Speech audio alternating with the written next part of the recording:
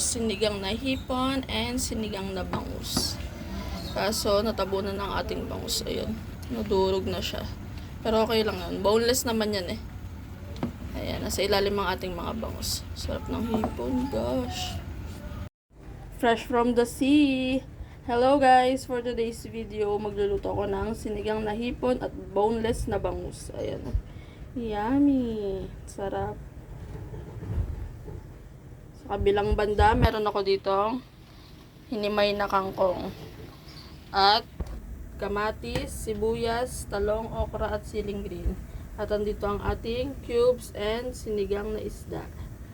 Ayan. Tapos, nagpakulo na rin pala ako ng tubig. Ayan. Isasalang ko na dyan ng kamatis at sibuyas. Shoo!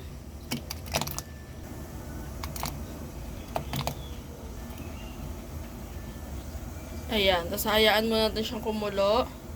Tsaka natin ilalagay ang ating iba pang sahog. Pag ganitong kulong-kulo na siya guys, ilagay na natin ang sinigang mix. Ayan. Sinigang sa isda to. Ayan. Tapos, ilagay natin ang shrimp cubes. Ayan. Tapos, ilagay natin ang gulay. Okra. Talong. Ayan. Tapos, halu-haluin natin.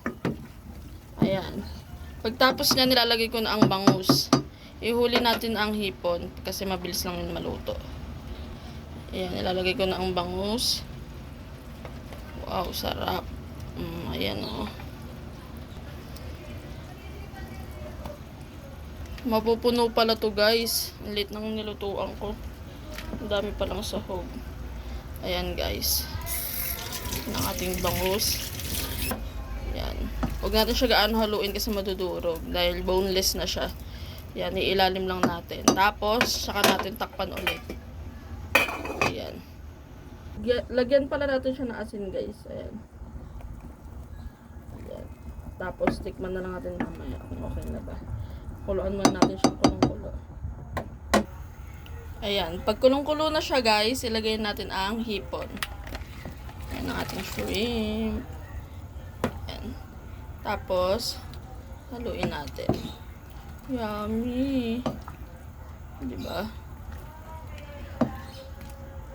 Ayan siya, guys. Tapos, titikman ko siya.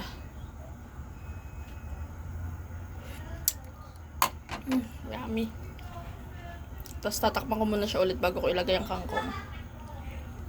Ayan na, guys. So, pakuluan na natin siya. Sarap ng hipon. Ayan guys, pag kulong-kulo na siya, ilalagay na natin ang kangkong. Ayan, aapaw talaga siya guys kasi ang dami nito masyado.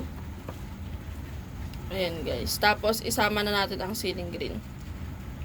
Ayan. Takpan. Hindi natin siyang bumaba. Ayan. Wow, yummy.